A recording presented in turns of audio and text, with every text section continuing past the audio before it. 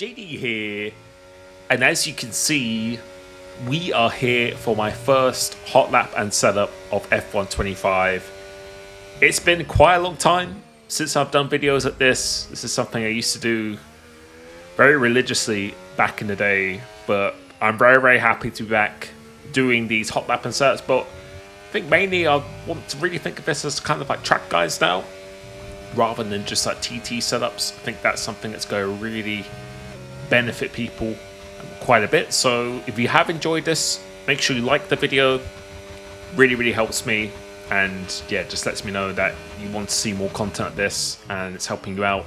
Please consider hitting the join button as well, because obviously this is my current setup for Spain, and you may notice this is not in TT, this is actually online or in Grand Prix mode, because I think this is going to be a lot more beneficial. Shows it actually works online, because there is quite a difference between TT and when you come to online open lobbies, especially if you're trying to compete in league racing.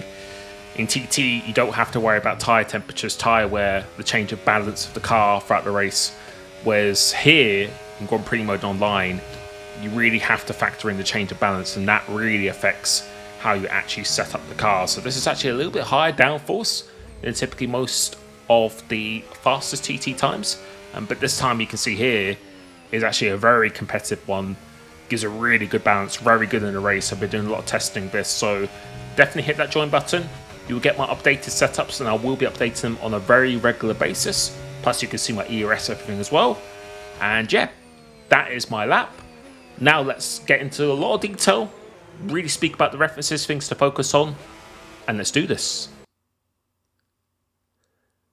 So starting the lap, you might see with the ERS mode, I would recommend going in none before you go into the last corner, because since it's a flat out corner, you're actually scrubbing off a lot of speed. So go into none, then go into hot lap, because if you put in hot lap way before then, you're just going to be wasting so much battery without much benefit. Make sure you hit the DRS line here. It's quite easy to miss. It's before the start finish line.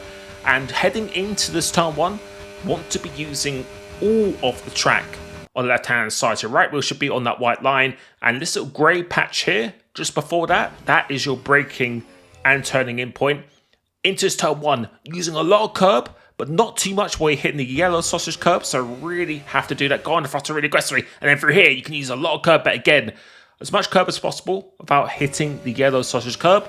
Use all the track in the exit, really carry that momentum, and through here, have to use this curb. So this curb actually really helps suck in the car, rotate. So that really helps with rotation, minimizes distance off the track. Coming into here, just before the 50, again, that grey patch, but the 50 meter ball as well, that's where you start braking and turning in. And here, you want to keep it really tight. If you watch the throttle and the steering wheel, so going on the throttle really aggressively, but once the wheel starts to unwind, then I do more. So that's a very subtle thing. This corner, very difficult reference point, but I'm aiming for this 50 meter board. Once my right wheel basically almost touches the curb, that's where I start braking and turning in. You don't have to nail the apex here. You really want to keep the momentum flowing as much as possible. Use all the track in the exit, a little bit of ERS again, and then come into here just after the curb starts, coming in at a slight angle. So just after that starts, that's where you start braking and turning in. And then through the chicane, not too much curb, because that will unsettle the car. So left wheel all over the curb on the inside as much as possible. And then here, you can touch a little bit of the sausage curb, but not too much, as long as you get enough momentum through the beginning part of this corner. And then out of here, just before this curb ends, that is your turning point. So it's a flat out corner, so relatively simple. But again, the placement of your car is very important, because here again, you want to be using this much curb. Too much, you'll bottom out. Too little, you might auto spin a little bit. DRS line again, very easy to miss, so make sure you hit that. And then coming into this corner, I really enjoy this corner. 4 here is pretty much just before the 100 meter ball, so quite a nice reference coming into here. But you don't want to be over speeding too much, so carry a lot of speed into here. Don't need to go fully to the outside of the track, so about 3/4 of the way deep. And then just before this curb ends, this is where you want to be. Just before that corner ends, or the curb ends there, that is your turning in point. Again, want to keep it really tight through here. Very important corner. Get a nice slingshot, so keep it nice and tight. And you can see, really mashing the throttle. And this corner, even though it's flat out, it's actually quite tricky.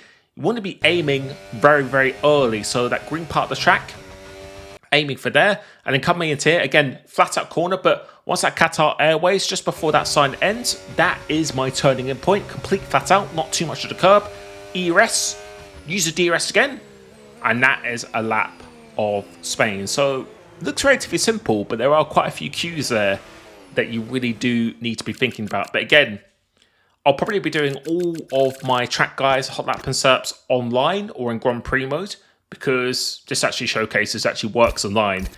Whereas if you use TT SERPs, sometimes they are just really, really good for time trial, and they will be good in qualifying, but in a race situation, and especially dirtier in this game, the balance might not be as great online. So you can see the wings here, quite high wings, so 41.32. I will be making some setup explanation videos very soon, how you should change your setup from TT to the race, but 41.32 wings. I will go into detail on that a lot more in my setup explanation video. 120, so quite similar to F124 in terms of the transmission. So you want maximum traction, a lot of rotation with the off throttle as well. So this is pretty standard. And here you could run all the way to the left. I've added a little bit of rear camber, and some people also did this in TT as well, just to help rotate the car, because you really want a lot of rear grip on this game. So adding just a little bit of rear camber just to help with that, just a little bit. And then as we add the suspension, so pretty similar to F124, so a little bit softer on the front, just a little bit better traction, a little bit more rotation. 1121 gets some rotation there, and you're running quite low ride height in this game. This is something I've definitely noticed. So between 20 and 50 works quite well. So 54, I would recommend doing that for the race. You can see I ran 53 for most corners, and I think for the last braking zone I ran 54, but 54 would also work really well as well. And moving to the tyre pressures, this is actually quite a big thing. In TT, a lot of people are doing this as well. I'll be going into a lot more detail on this when I do my tyre pressure video, which is coming very, very soon. But the higher the pressure, the faster you're on the straight line, higher speed grip, but the lower mechanical grip you have. Tyre temperatures and tyre wear is definitely something to think about in this game. But for me, when I've run those pressures, they worked really well online. If you were watching my online lobbies yesterday, I was actually using a setup and it was working very, very well. So that is my hot lap and SERP. And I really want you to think of these more of a track guide as well, and actually showcasing that these setups actually work online. So I really hope you enjoyed this. Again, give the video a like if you have found this beneficial. I'll leave you with an uncommentated lap now if you want to watch it without my voice. Any questions, hit that join button, become a YouTube member, join my Discord. You'll get to speak to me directly. You'll get access to all of my updated setups, which I will be updating on a regular basis. So it's very likely this setup will change in the future. But again, really think of this as a track guide. You'll get this kind of one-to-one coaching at coachservice.com as well. And I will catch you very, very soon. Peace.